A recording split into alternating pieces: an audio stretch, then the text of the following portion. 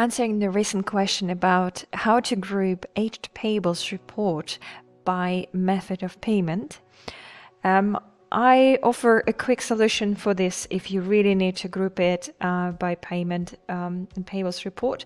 So first of all, go ahead and go into your contact lists and create groups based on PayPal or bank transfer payment, whatever is required. So then you need to select the supplier or suppliers that are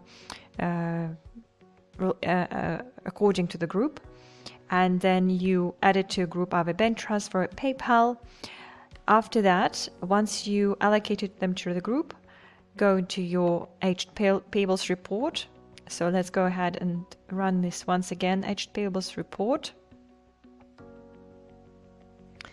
In here, I would like to group it by contact group. And don't forget to click update. And now when we look at the report, we can see bank transfer, method of payment, and who's under the bank of transfer method of payment, and the same goes to another list.